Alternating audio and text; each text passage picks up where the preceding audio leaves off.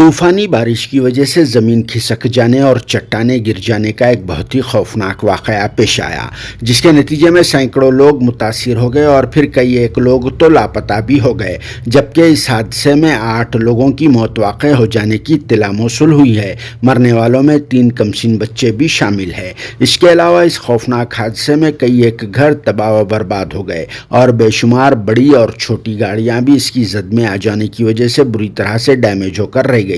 جی ہاں، یہ افسوسناک واقعہ کیرالہ اسٹیٹ کے وائناڈ ڈسٹرکٹ میپاڈن ٹاؤن کے چورل مالا ایریا میں 30 جولائی منگل کی اعلی صبح تقریباً 2 بجے پیش آیا، جہاں طوفانی بارش کی وجہ سے اس پہاڑی ایریا میں یہ واقعہ پیش آ گیا، جس کی وجہ سے مندکائی، آتامالا اور دوسرے ولیجز بری طرح سے ڈیمیج ہو گئے اور ان ولیجز کو جانے والے راستے بھی کٹ گئے، جس کے فوری بعد مقامی لوگوں نے یہاں سے اپنا تخلیہ کر دیا اور پھر اپنے اپنے رشتہ داروں کے گھروں کے علاوہ محفوظ مقامات کو بھی منتقل ہو گئے، اور پھر حکومت کیرالہ کی طرف سے متاثرہ لوگوں کی مدد اور انہیں راحت کاری کے کاموں کو انجام دینے کے لیے ڈی آر ایف و این ڈی آر ایف کی ٹیموں کو یہاں پر روانہ بھی کر دیا۔ اور اس حادثے پر کیرالہ کے چیف منسٹر پنارائے وجین نے اپنے دکھ کا اظہار کیا اور کہا کہ اب تک اس واقعے میں 8 لوگوں کی جان چلی گئی، مہلوکین میں 1 سال کا شیرخوار بھی شامل ہے، جبکہ ریسکیو آپریشن کے لیے ایئر فورس کے 2 ہیلی کاپٹر کو بھی طلب کر لیا گیا ہے۔